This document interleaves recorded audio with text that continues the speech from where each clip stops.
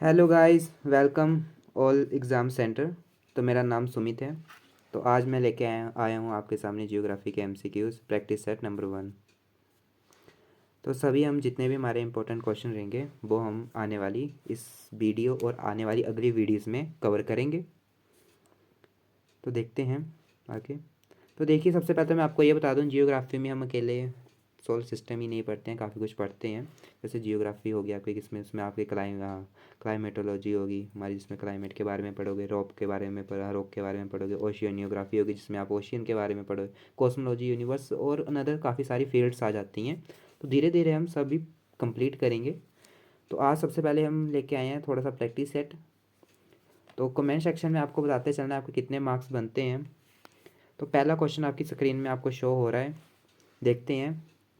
How many planets are there in our solar system around the sun. सूर्य के चारों ओर हमारे सौर मंडल में कितने ग्रह हैं। सूर्य के चारों ओर, ठीक है, कितने ग्रह हैं। तो यहाँ पे फर्स्ट ऑप्शन है 7, 8, 9 और 10। तो सिंपल सा बड़ा क्वेश्चन है। तो आपको सबको पता है हमारे जो सन के अराउंड जितने भी हमारे प्लैनेट्स हैं, यानी हमारे सौर सौर मंडल के आसपास जितने भी हमारे सूरज के आसपास जितने भी ग्रह हैं वो है 8, ऑप्शन बी। तो अब यहाँ पे क्वेश्चन ये राइज होता है वो कौन कौन से हैं। तो देखिए, सबसे पहले तो आपका आ जाता है सन। तो देखिए, आप सन को प्लैनेट नहीं बोलोगे, इसके अराउंड प्लैनेट्स हमारे घूमते हैं, ग्रह घूमते हैं। तो सबसे पहला आ जाता है हमारा मर्क्यूरी, वीनस, अर्थ, मार्स, ठीक है। तो देखिए, सबसे पहले आप इनको याद रखिए, आपके होते हैं हमेशा इनर प्लैनेट के नाम से भी जाने जाते हैं, जो रॉकीएस्ट प्लैनेट भी होते हैं, ठीक है। और जो अगले चार आते हैं, ये पहले चार हो गए, मरकरी, वीनस, अर्थ और मार्स। अगले जो चार आते हैं, Jupiter, Saturn, Uranus and Neptune, ये आपके होते हैं आउटर, ठीक है। आउटर होते हैं जिन्हें हम गैसियस प्लैनेट के नाम से भी जानते हैं। चार हो गए ना, 8 हमारे कौन से, mercury, Venus, earth, Mars, Jupiter, Saturn, Uranus and Neptune, ठीक है। अगले क्वेश्चन की तरफ देखते हैं।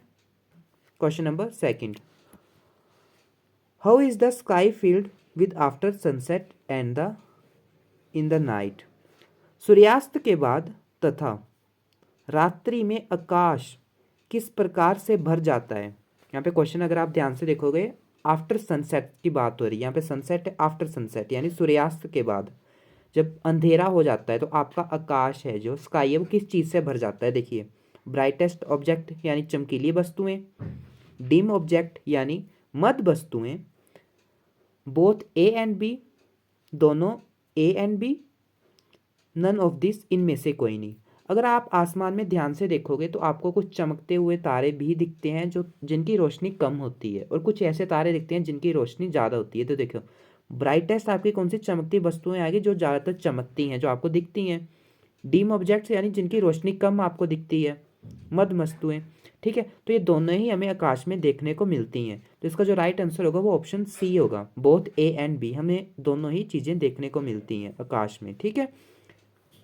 नेक्स्ट क्वेश्चन देखते हैं। Question number third, what is the name given to the full moon night. देखो, ये आपका बड़ा इंपॉर्टेंट क्वेश्चन है। देखो, इसे मैं सबसे पहले आपको इंग्लिश में समझा दूं, क्योंकि हिंदी में जो फुल मून का मतलब है ना, फुल मून नाइट का मतलब, उसे हम ना पूरा नहीं बोलते हैं, ठीक है। उसे हम एक्चुअली पूर्णिमा ही बोलते हैं हिंदी में, ठीक है। तो अगर हम इसे इंग्लिश के बेस से समझे तो ईजी रहेगा, ठीक है। आपका क्या क्वेश्चन है, फुल मून नाइट को हम क्या कहते हैं। आपके पास ऑप्शन है अमावस्या, पूर्णिमा, बोथ ए एंड बी और नन ऑफ दिस, ठीक। तो हमारे जो इसका राइट आंसर रहेगा वो पूर्णिमा होगा। पूर्णिमा को देखो, अगर आपने देखा होगा तो हमारा पूरा का पूरा चांद हमें देखने को मिलता है। क्यों नहीं मिलता है, क्योंकि वो फुल मून नाइट होता है, उस दिन पूरा का पूरा चंद्रमा मिलता है हमें देखने को, ठीक है। तो उसे हम फुल मून नाइट या फिर पूर्णिमा के नाम से जानते हैं। आपको क्वेश्चन ऐसे भी डाल सकता है एग्जामिनर कि पूर्णिमा की नाइट को हम किस नाम से जानते हैं, तो आपका आंसर क्या होगा, फुल मून नाइट के नाम से जानते हैं। अंडरस्टैंड। क्वेश्चन नंबर 4 देखते हैं। Which of the following name is given the new moon. New moon, जब आपका, अगर आप देखोगे पूर्णिमा को आपका क्या होता है, फुल मून निकलता है, फुल मून नाइट है। अब न्यू मून नाइट कौन सी होगी? देखो आपके पास हमेशा दो ही रात्रि होती है, एक पूर्णिमा और एक अमावस्या। अब अमावस्या को बेसिकली हमारा चंद्रमा आसमान में नहीं निकलता है, पर आफ्टर अमावस्या से हमारा नया चंद्रमा निकलना स्टार्ट होता है धीरे धीरे। तो ठीक है, तो न्यू मून स्टार्ट होता है तो उसी को ही हम कहते हैं अमावस्या। अमावस्या की जो रात्रि है हमारी, उसको हम कहते हैं new moon night. Next question देखते हैं, question number 5th। What is the celestial bodies, आकाशीय पिंड क्या है? फर्स्ट ऑप्शन हमारी है द सन, सूरज, द मून, चंद्रमा, all the shining body in the sky, आकाश में सभी चमकते पिंड, या ऑल ऑफ दिस, ये सभी।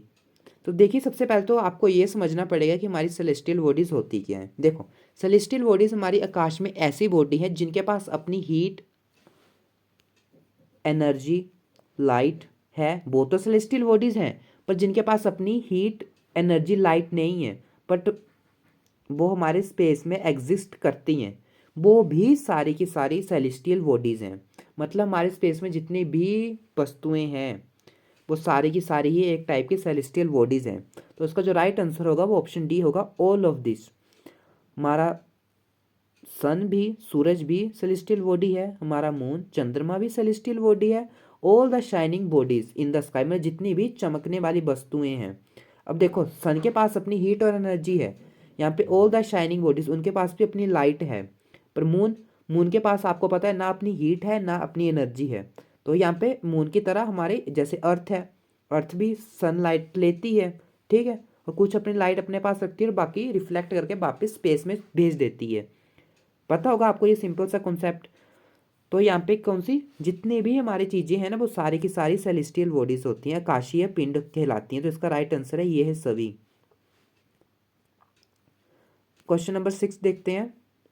The celestial bodies which have their own heat and light are called, वह खगोलीय पिंड कहलाते हैं जिनकी अपनी ऊष्मा और रोशनी होती है। प्लैनेट्स, ग्रह, स्टार्स, सितारे, सैटेलाइट्स, उपग्रह, ऑल ऑफ दिस, ये सभी।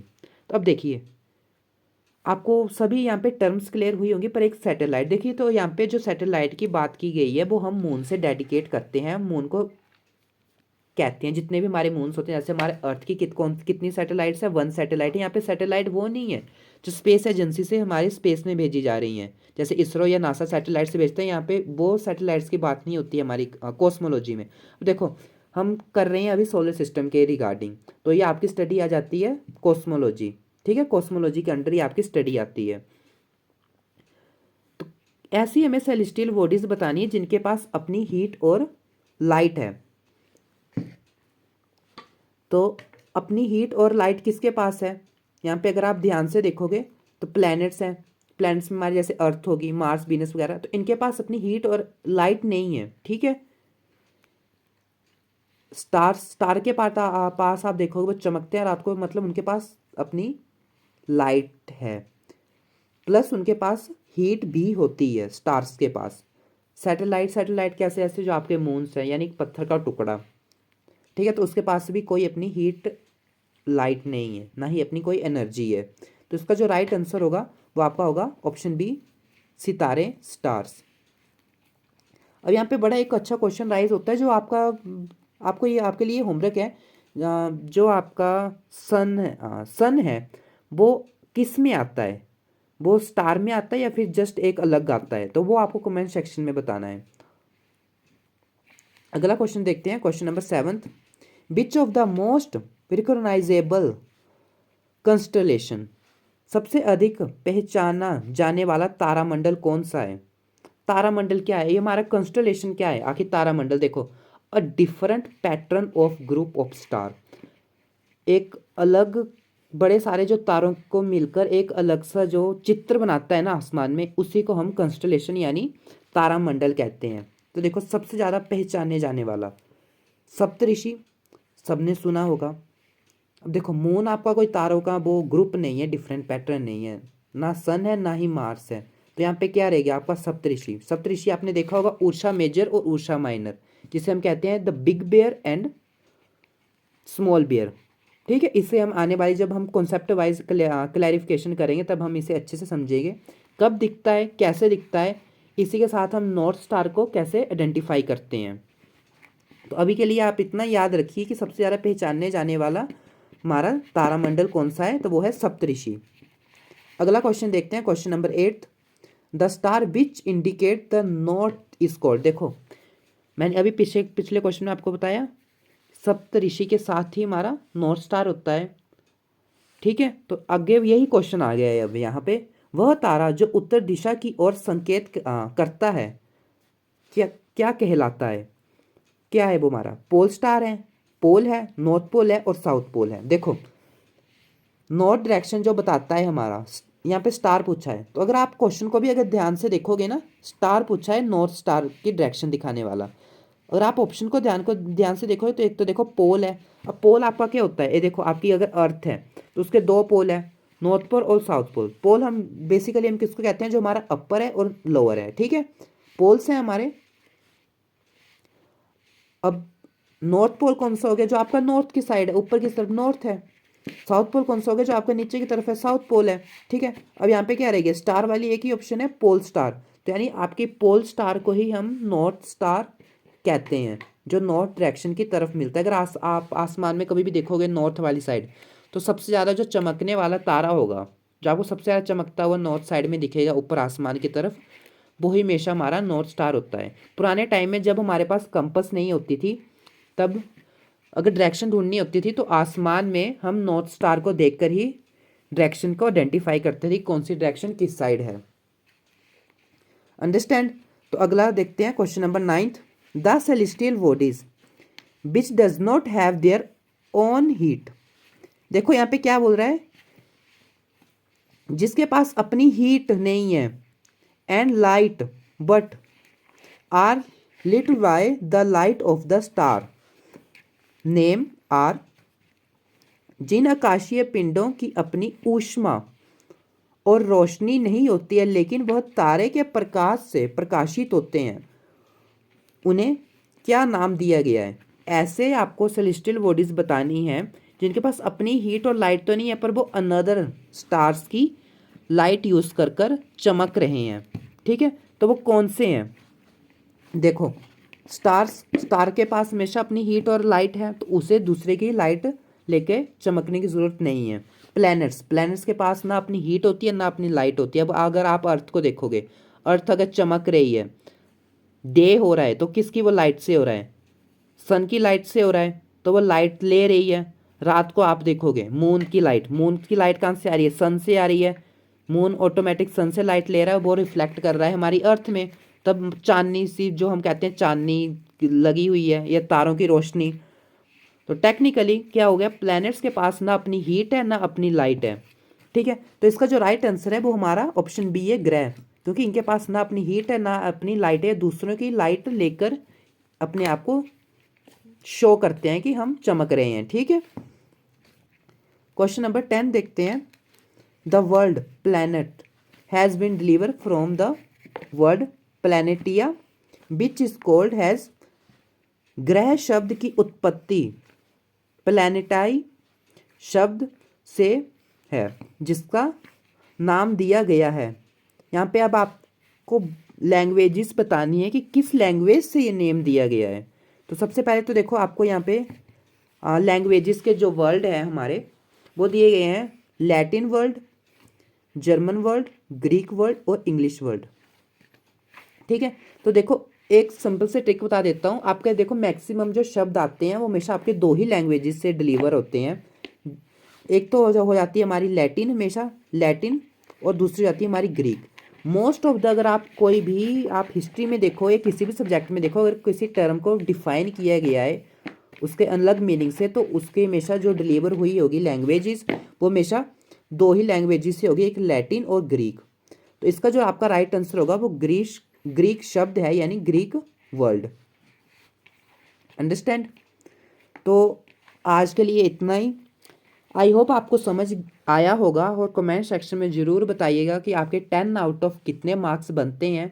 कुछ कॉन्सेप्ट अगर आपको क्लियर नहीं हुए होंगे तो कमेंट सेक्शन में आप जाइए, अपने क्वेश्चन पूछिए, और आपके लिए जो होमवर्क है वो आपको बताना है कि सन हमारा स्टार है या नहीं। ठीक है, तो इसी के साथ आज की वीडियो यहीं पे ख़त्म करते हैं। आई होप आपको पसंद आई होगी। जो जल्दी मिलते हैं जियोग्राफी के प्रैक्टिस नंबर सेट 2 के साथ।